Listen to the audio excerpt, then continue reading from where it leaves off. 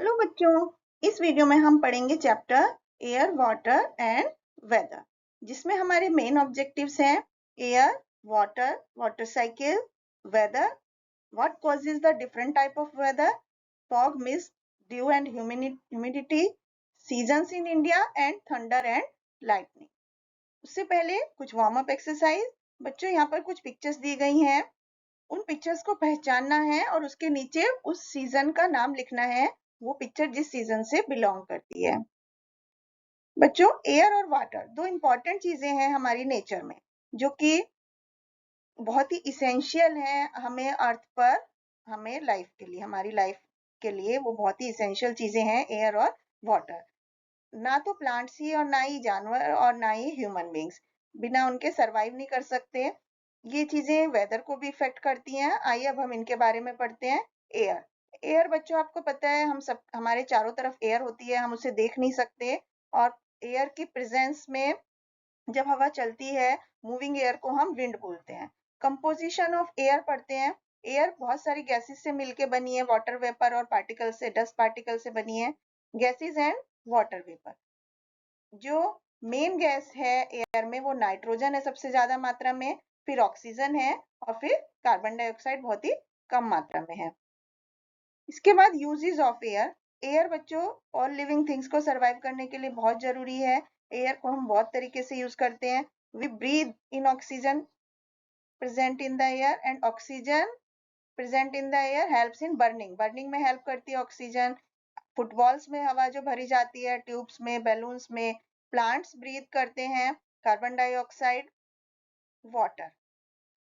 Water is very important for all living beings on the earth. ये कहाँ पे मिलता है हमें? पोन्ड्स में, वेल्स में, river, seas, streams, and in the form of rain. Uses of water.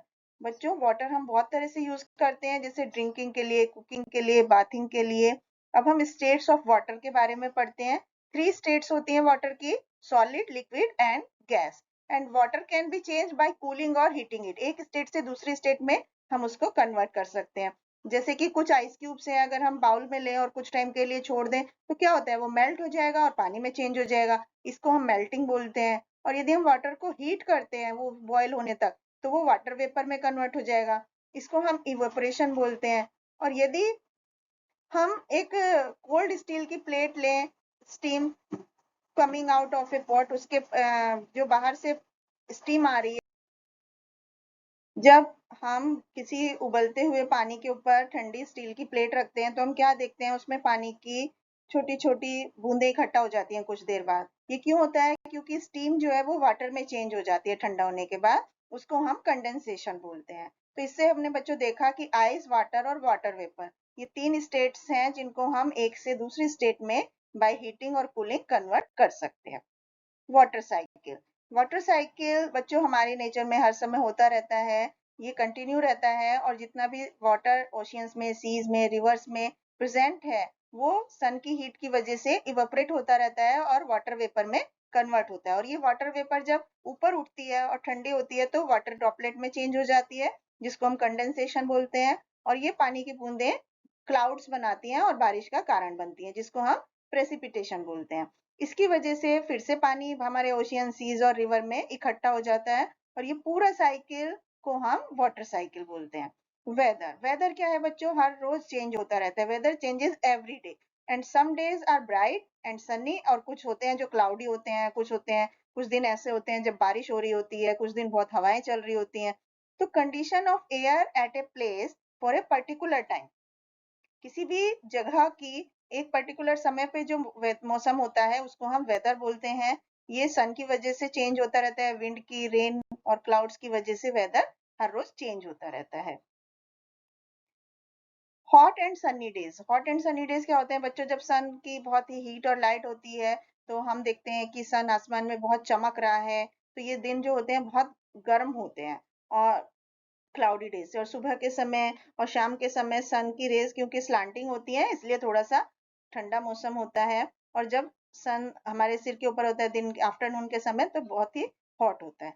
Windy days, जब moving air is called wind, और जब विंड जेंटली ब्लो करती है तो उसको ब्रीज बोलते हैं, और जब बहुत स्पीड में ब्लो करती है तो स्टॉर्म बोलते हैं। स्टॉर्म की वजह से हमें बहुत नुकसान होता है, पेड़ उखड़ जाते हैं और भी उनकी रूट्स और विंडो पेन सब बहुत सारा नुकसान हो सकता है।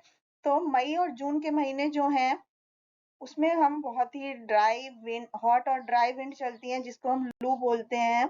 इसमें लोग बीमार भी हो जाते हैं। एंड क्लाउडी डेज मतलब जब हमारा आसमान पूरा बादलों से ढका हुआ होता है, ये कंपैरेटिवली ठंडे होते हैं क्योंकि क्लाउड से क्या होता है, सन की रेज अर्थ तक नहीं पहुंच पाती। और क्लाउडी नाइट्स जो होती हैं वो गर्म होती हैं क्योंकि अर्थ की हीट इसकी बाहर नहीं जा पाती एटमॉस्फेयर में क्लाउड्स की वजह से। रेनी डेज क्या होते हैं बच्चों, जब बादल की वजह से रेन आती है, तो जब एक बहुत ही गर्म दिन होता है तो रेन आ जाती है तो हमें बहुत ही कंफर्ट फील होता है, रिलीफ होता है। और जब बहुत ज्यादा बारिश हो जाती है तो ये बाढ़ आ जाती है, फ्लड्स आ जाती हैं, जिसकी वजह से बहुत सारा नुकसान होता है। What causes the different types of weather, weather अलग अलग मौसम के क्या कारण है। तो बच्चों हमारा जो डेली वेदर है वो तीन चीजों का मिक्सचर होता है, सन, एयर और वाटर। इनकी वजह से हमारी वेदर कंडीशंस डिपेंड करती हैं।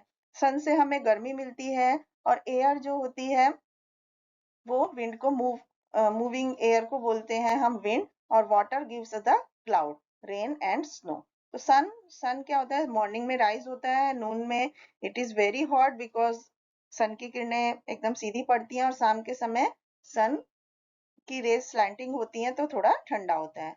तो सन कॉजेज दीज चेंजेस, सन की वजह से हर समय मतलब दिन के मौसम में बदलाव आते हैं।